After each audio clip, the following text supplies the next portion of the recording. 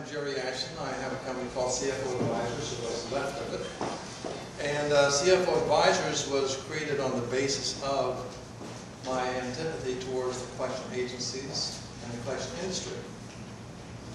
My attitude always was, having grown up in that industry of selling collection services door to door, that there was a very real need to bring in third-party intervention to cause people to come to terms with their credit. There's nothing wrong with that. I believe in third-party intervention.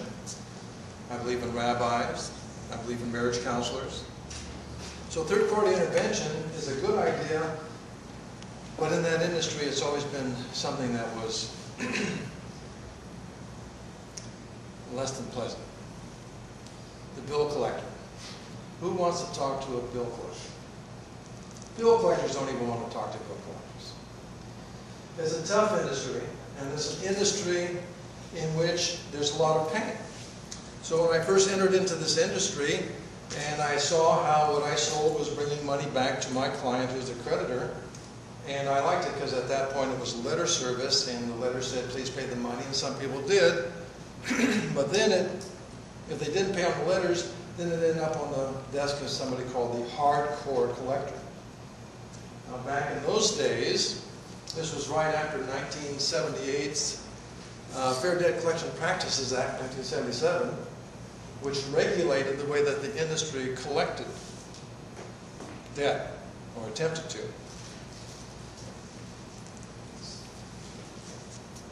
There were some pretty outrageous practices. Some of the stories are fantastic.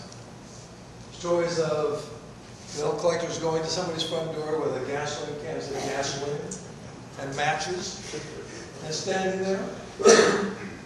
This actually happened. There were bill collectors. One guy was very famous who was called Mr. Stinky. He absolutely never took a bath, probably in 20 years. Terrible clothing. They would hire him to go sit in the offices of somebody who owed the money. And he says, I'm not leaving until I get the money. It's amazing how much he was successful. But are those the techniques that we want to use to do? I want you to know I came here originally to do a section on cost segregation, which is a form of tax benefit for people who own commercial property. But I don't want to go there.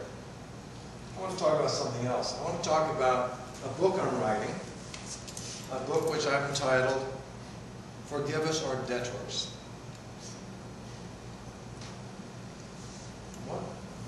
What? Aren't there enough books around? After all, there's Bankruptcy for Dummies. You know, that should help some of us. Well, here's the problem. There's an amazing dance that happens between the creditor and the person who owes the money.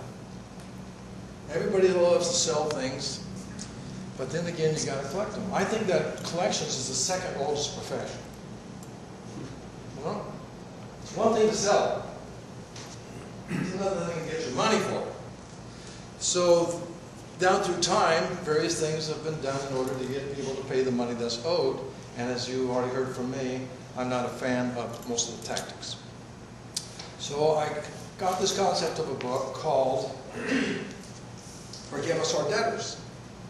And there are different chapters that are devoted to different topics of what a debtor is or what a creditor is. So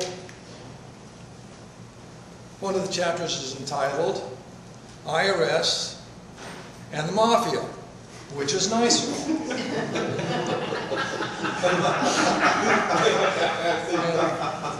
And I have another chapter called What Would Jesus Do?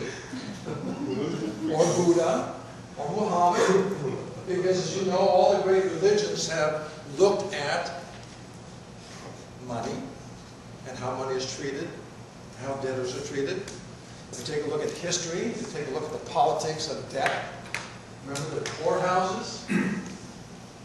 This is the time of year where you say, aren't there enough poorhouses? Well, frankly, with how many thousands of homes that are going to be foreclosed on in the next year, there are lots of poorhouses for the poorest living in them until we kick them out. So there's something very, very wrong with the way that creditors and debtors are getting together on this. We have a nation of debtors. We are a debtor nation. We used to be a creditor nation. We have to go hat in hand to borrow money because we are such terrible users of credit. So the book is going to address everything from the philosophy of credit collections to the international scope of credit collections to the idea of being able to apply it to my own life. How can I, as somebody who owes money, deal with a bill collector? And of course, I'm writing for the bill collector how to deal with a person who owes the money. But it's going to be done in such a fashion that a rare thing that's missing will be put back in the picture, and that's called compassion. When I looked at the idea of collecting money, and I have been doing this for 30 years, and most recently, I've gone into very high-level negotiations of large dollar debt. Very sensitive, because not only is there a lot of money involved, but there's a relationship, and the relationship is probably worth more than the money. How can I get the money and keep that relationship? Well, that's where a third party can come in if they're talented and gifted in being able to approach this from the point of view of healing as opposed to collecting. So I invite you to go to my website, which is being prepared, called forgiveusourdebtors.com. It's going to be a very uniquely done book. Much like Charles Dickens, who wrote some wonderful books, as you know, especially at this time of year. He made his money by selling a chapter a week to the newspapers. Now, the good news about that is he made money that week, and he also had another week to make the next chapter up. And each chapter built on the previous one, and of course he'd get a lot of feedback from his friends saying, what's going to happen? What's going to happen? Well, this is going to be the very first book that is going to be written collaboratively over the internet, a chapter at a time, having both debtors and creditors on the same page, talking about the same problem for those different categories that I've just discussed. The 12 chapters, go to our website and I'll show you what those chapters are going to be.